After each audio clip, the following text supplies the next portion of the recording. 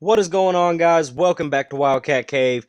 Today I'm going to be going through my power rankings for the SEC after week number 4. If you haven't already, make sure you click that subscribe button and hit the notification bell. That way you know when all the videos are dropping. I have some videos coming up here soon that I think you guys will really enjoy, so make sure you click that. If your team is undefeated or you like this video, make sure you click that thumbs up button for me as well and leave a comment down below of how you think these power rankings look to you guys. But let's go ahead and get into the video.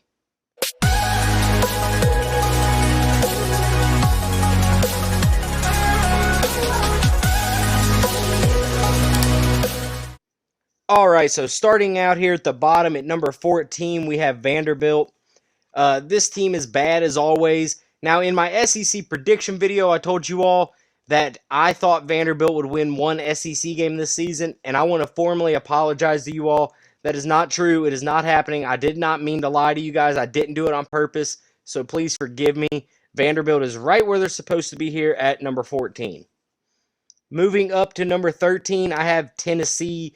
I think the Tennessee program as a whole is not very good. They haven't had any real wins this season. They've played Bowling Green State, who they beat, Pittsburgh, who they lost to, Tennessee Tech they beat, and they lost to Florida yesterday. Again, no real notable wins. They've done nothing to convince me that this team is worth ranking any higher. The level of competition outside of Florida they played is not great, and when they did play someone like Florida, their effort was only good for about a quarter. I don't see them going any higher. There's some on the list ahead of them that I think are close or could be interchangeable. Tennessee, I think, is pretty solid right where they're at here at 13. Going on to 12, I have South Carolina. The reason I put them ahead of Tennessee is talent-wise. I think they're a little farther ahead with their running back room and their defensive line. I think that those positions, when they play, will end up beating Tennessee. And I think that for that reason, they're just slightly ahead, as well as they've played better competition. They have wins against Eastern Illinois and East Carolina, but they did lose to both Georgia and UK. But in my opinion, those losses to Georgia and Kentucky are not as bad, or not as bad as Tennessee's losses to Pitt and Florida. I think Georgia and Kentucky are overall better than Pitt and Florida. So for those reasons, I have South Carolina edging out Tennessee here at 12. Coming in at number 11, I have Mississippi State. I have them this high because they did beat NC State, who then in turn went on to beat Clemson yesterday. But they did also lose to Memphis, which is not a great team. I believe this is a team that's not a great team, but kind of any given day they can go out and beat someone they shouldn't, like an NC State. For that reason, I think they edge out South Carolina. I don't think South Carolina has the ability to just go out and put up wins when they shouldn't, like Mississippi State, but they're close in talent-wise, and I think Mississippi State just edges them out because under the Mike Leach offense, they have that ability to go make plays. Now, coming in at number 10, I have Missouri. Missouri, the loss to Boston College this week really hurt them. I wanted to put them a lot higher because I have a lot of respect for the program. But that loss to Boston College, when you're sitting at 2-2 on the season, it's going to be hard to put you ahead of a lot of 3-1 teams. I believe they're more talented than Mississippi State, and they probably should be higher than what they are right now. But that loss to Boston College really just, I can't put them ahead of teams that are 3-1 when they're losing games. And for that reason, I have them at 10. At number 9, I have LSU. I was up in the air on where to put LSU. They lost to UCLA, and in my opinion, unless it's Oregon, you cannot be an SEC team losing to the Pac-12. The Pac-12 is just such a weak conference all the way around, but especially in football when we're supposed to be the gold standard, and LSU is supposed to be one of those flagship programs. And they struggled with Mississippi State last week, who they only beat by 3, but are significantly better than. And for those reasons, LSU has the potential to rise quite a bit in these rankings here coming up.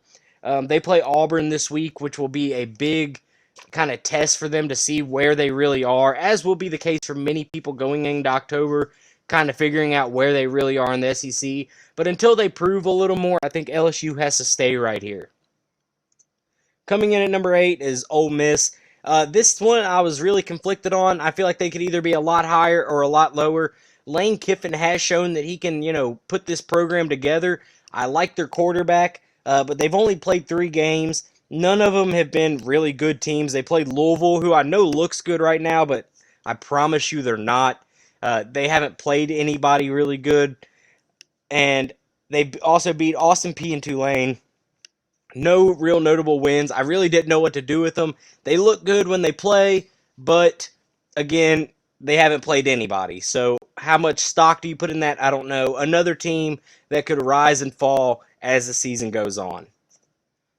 Up next is Auburn. They're only this high because they played a Penn State game really well. They only lost by a touchdown to Penn State. Outside of that, they played Akron, Alabama State, and Georgia State. Their next game is, like I mentioned, against LSU, and that will kind of be the measuring stick for both programs on where they're going to be in the season. I think both of these teams, along with some others, are kind of right there in that same range. And this game, along with others that we're going to talk about, is going to really determine where these teams stack up come the end of the season. And I think by the end of October, we'll have a pretty good idea.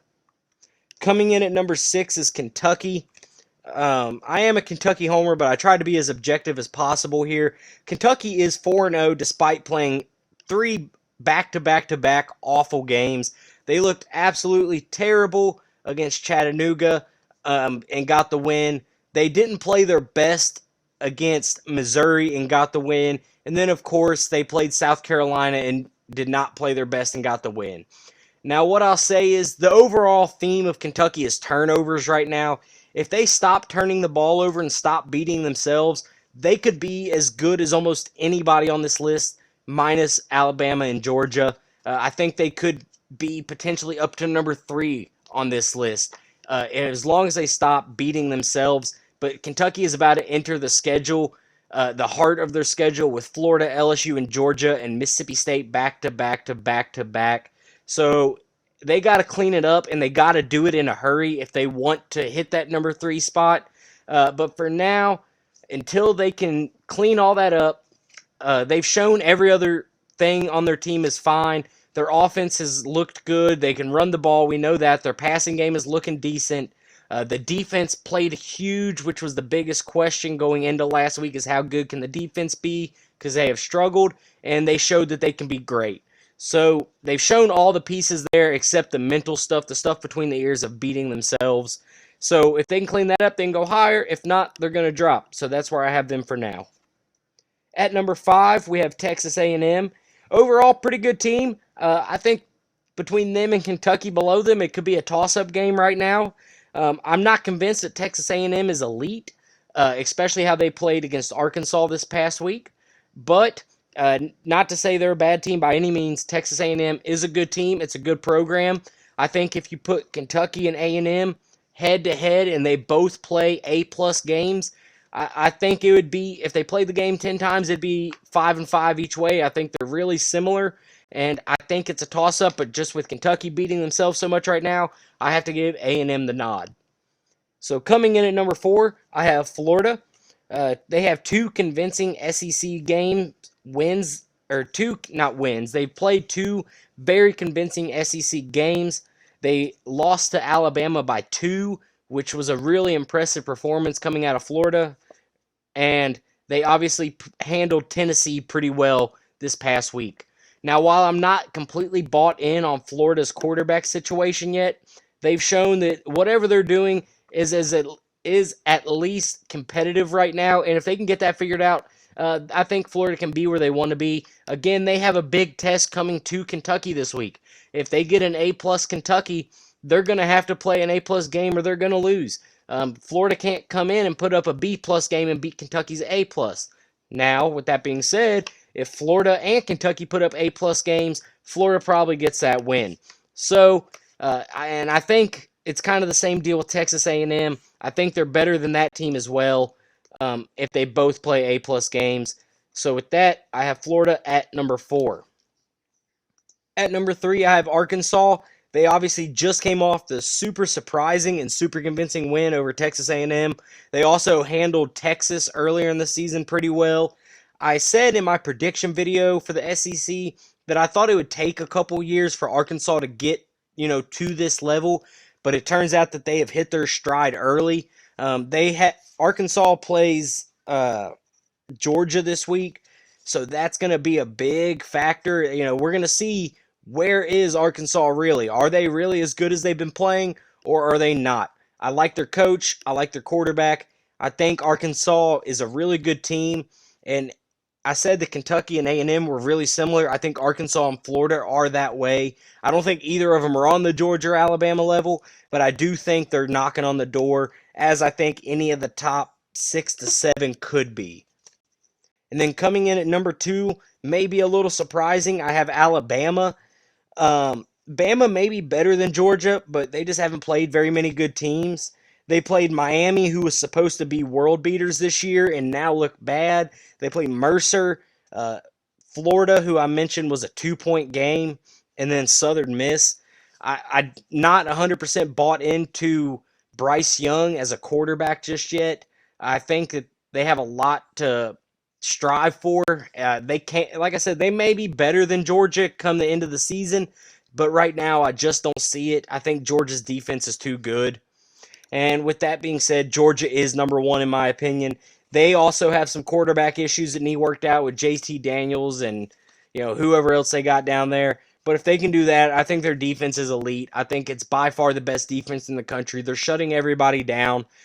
So Georgia is my number 1 team overall, and it's really not close with anybody except Alabama. We'll see how Arkansas fares, and then obviously Florida and Kentucky later in the season. But this is my Week 4 power rankings for you guys. As always, guys, if you liked the video, make sure to hit that like button. Leave a comment down below. Where did your team rank? And what did I have missing or backwards? Did I leave something out, or did I rank somebody too high or too low? Let me know down in the comments. Again, if you haven't subscribed, make sure you hit the subscribe button. We've almost hit 300 followers, so I'd like to get there as soon as possible. Share the video, and as always, guys, go Cats.